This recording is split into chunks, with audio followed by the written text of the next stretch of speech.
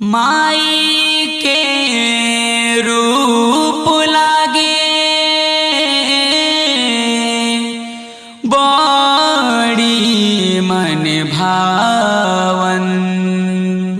आइल बाटे नवरात्र के दिनमा लागता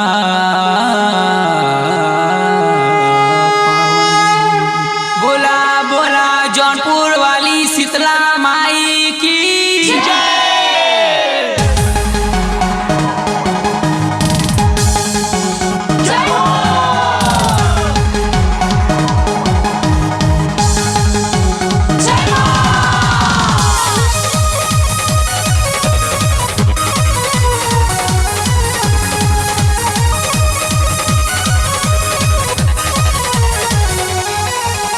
जौनपुर शहरिया में बनल बधमावा सगरो बुझत बाटे माई जी के नमावा।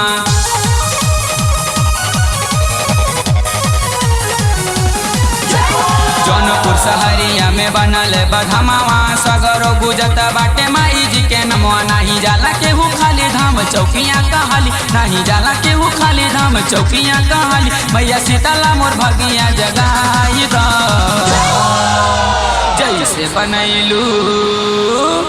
जैसे बनैलू भैया मनोज के गायक वैसे हमारो के गायक बनाई द। जैसे बनैलू भैया मनोज के गायक वैसे हमारो के गायक बनाई द।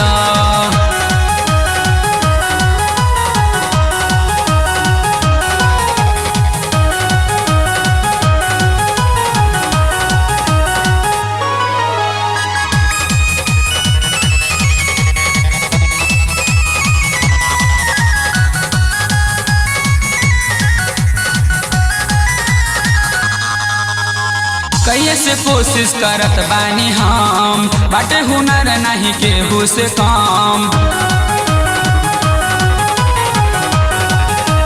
सुनिए माई कैसे कोशिश करत बानी हम बाटे हुनर नहीं केहू से कम। देलू सब के उबार कर हम पे विचार, देलू सब के उबार कर हम पे विचार। मैया बचपन के सपना पुराई द।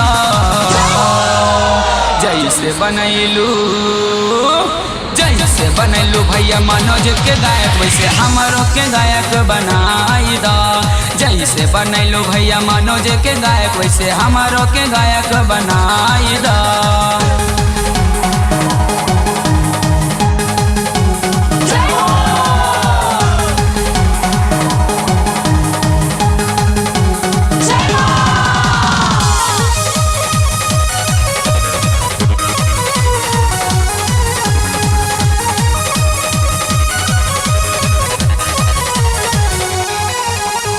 कलू पवन के जैसे जाने जमाना हमरो के जाने लोग इहे बकहाना।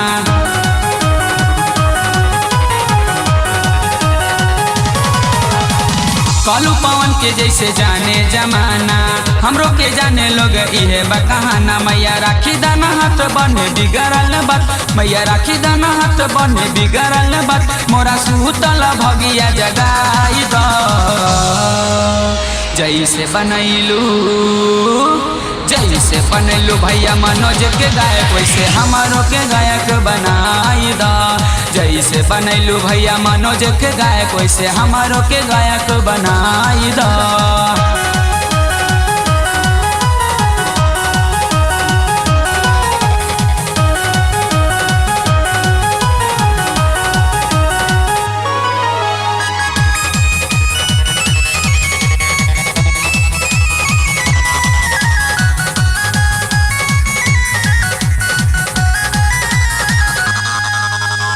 करा उपाय मन होई जय मगन, पूजा करब रोज धोअब चरण। कृपा करिए माई करा उपाय मन होई जय मगन, पूजा करब रोज धोअब चरण। बाटे दिल में लगन सुनील गावेले भजन, बाटे दिल में लगन सुनील गावेले भजन। मैया बेटावा के आसारा पुराई द। जैसे बनैलू भैया मनोज के गायक वैसे हमारो के गायक बनाई द। जैसे बनैलू भैया मनोज के गायक, वैसे हमारो के गायक बनाई दा।